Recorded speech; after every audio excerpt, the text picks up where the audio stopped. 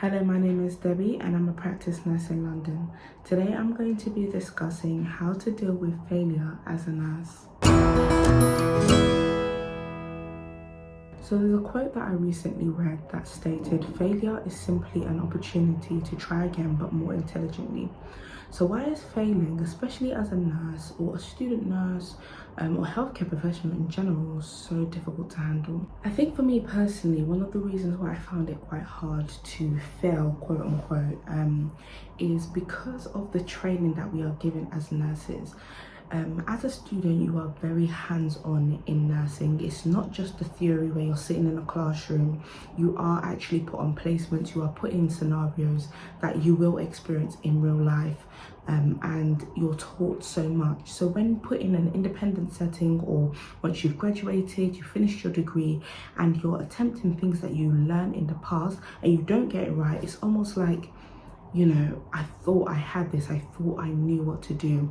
And I'm going to share a quick story of something that happened to me personally that really made me evaluate, you know, how I process failing at things. So this was a time where a fellow nurse who happened to be a patient of mine called me a failure. Or really highlighted the fact that I had failed at something. So I was doing blood tests. I was about 3-4 months into the job, and I had done blood tests in the past, and when I was a healthcare assistant, and I had been shown, you know, by my mentor how to do it. And so the patient comes in, I do her blood test, and I couldn't find her vein the first time. She knows she's got difficult veins, my mentor knows she's got difficult veins. So I attempted, I couldn't get it. My mentor came, she tried, and she got it first time. Obviously knowing the patient, knowing she's a nurse, knowing that, you know, she's got difficult veins, just having a better inkling of who the patient is. And once the blood test was finished, and she was going, she said bye, and she mentioned my mentor's name, and then she said bye to me, and she said, "The one who failed." Now to me, I must admit, I am quite resilient, I've got tough skin, but I was taken aback. And I think I was more so taken aback because she's a nurse also.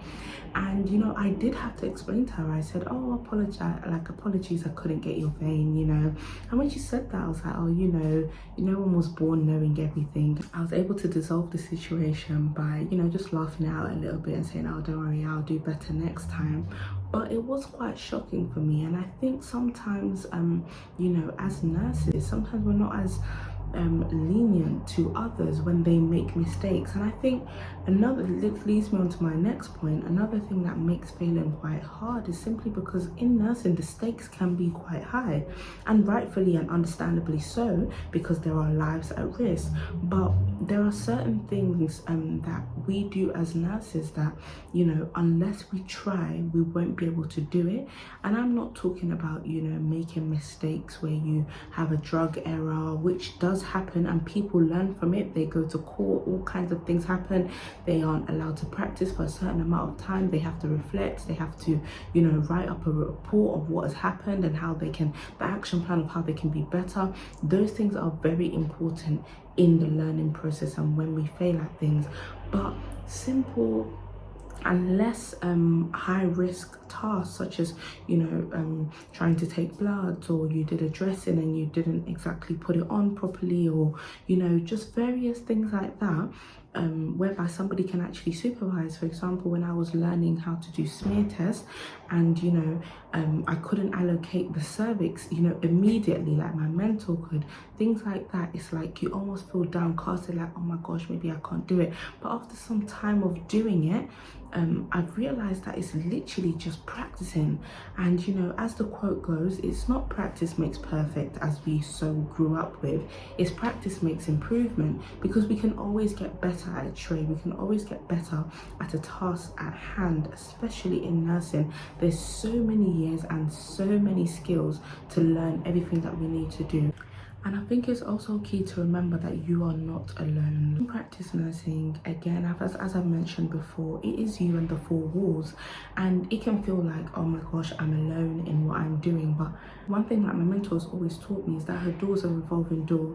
You know, you don't have to go through anything alone. You can ask for help. You can ask, you know, so that you know, if you're unsure or if you've made a mistake in the past, you always have that opportunity to go and ask, you know, for help. And I think when people fail at something, they become a bit more reserved, like, oh my gosh, I can't try again because everyone's going to look at me in a certain way. But because I know this is my job, this is what I need to do, and I want to get it right, I force myself to go and ask questions and say, and just to confirm, you know, there's so many times I walk into my mentor's room and I say, just to confirm, this is the one that, and we do that, and do it could be something so simple, but I don't want to make the same mistake again. And once I'm fully confident, she won't find me in her room again. So I think it's a case of, you know, when you do make a mistake, no matter how big or small, remembering that, you know, there are people that, well, should be there to help you in the process of getting back to where you were, or helping you not to repeat the same mistakes. And another thing that I would say is very important is the fact that nobody was born knowing what to do. And I say that a lot. Like when I was a student, there were nurses, and inevitably, no matter where you go, there's always going to be people who think they're better than everybody else. But there were nurses that almost made it feel like you should know what to do, like you should have been doing this since you were 2 years old, kind of thing. And it's like, do you remember when you were a student? Do you remember when you couldn't do a certain thing? You didn't always know how to do it. And there's been so many times, like as a student, there's been so many times I've had to remind senior nurses that I'm just learning, and I'm okay to just be learning, but don't make me feel as though my learning process is, you know, is wrong, or, you know, I should just know everything. Because when you have that mindset of I should just know anything, you're blocking yourself from learning, because then you don't ask questions, or you reserve yourself, or you end up going forward doing something and making mistakes. So it's very important that when dealing with failures, when dealing with setbacks, no matter how big or small, you sit back, you reflect. Reflecting is one of the key things that we're taught as students, and we're taught in our nursing process. The whole point of revalidation every 3 years is so that we're able to reflect, to look back, see what we've done great, see where we can improve, you know, and see what, you know, the trajectory that we're going on.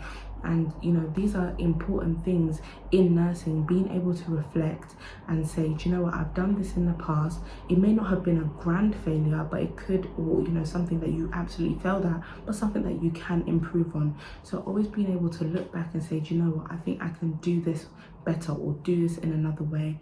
And I think things like that will really help when we fall, or when we, you know, make mistakes or fail, or whatever the case may be, how we can get back up. I hope this helps someone.